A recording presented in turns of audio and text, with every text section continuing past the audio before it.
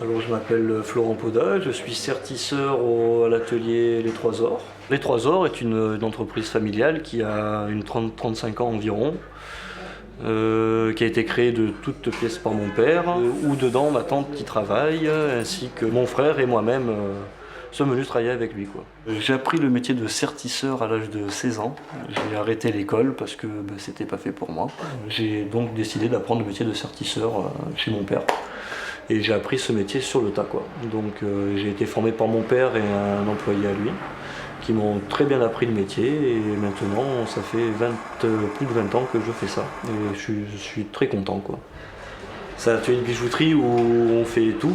On réalise le bijou de A à Z, que ce soit de la cire au bijou final. Nous créons du bijou unique, nous travaillons avec beaucoup de clientèle locale et ainsi que beaucoup de clientèle de passage parce qu'on est à Cannes et Cannes c'est une ville où il y a beaucoup de gens qui viennent en vacances donc qui ne font que passer, donc on est là pour eux, pour réaliser leur envie sur mesure, sur ce qu'ils veulent. Voilà. Alors le métier de sertisseur, c'est ce qui consiste à mettre les pierres sur les bijoux. Une fois que le bijou a été fait en cire, qu'il a été coulé en fonte, en or, ou en argent, ou en or blanc, ou en or rose, on le rattrape, on l'assemble, et après on donne le bijou pour mettre les pierres dessus. Voilà. Donc ça va être à moi à l'habiller quelque part et faire ce qu'il faut pour le rendre encore plus joli que ce qu'il est. C'est un travail qui va varier du tout au tout par rapport aux pièces qu'on va avoir, quoi, parce que là, je suis en train de faire un pendentif papillon où j'ai 6 pierres, où je vais mettre à peu près 1 heure et demie, on va dire, pour bien le finir.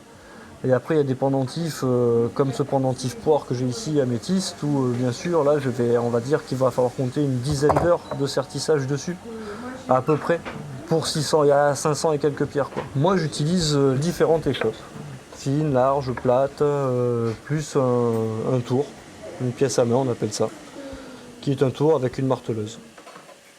L'échoppe est une continuité de la main, on dit. Voilà. Sur les bijoux, je peux mettre autant de pierres, des pierres fines que des pierres précieuses, c'est-à-dire du diamant, du rubis, du saphir, de l'émeraude, comme aussi bien des oxydes de zirconium, qui est du faux diamant, ou du saphir, ou des pierres synthétiques, quoi, des pierres de synthèse. Donc le serti touche toutes les pierres.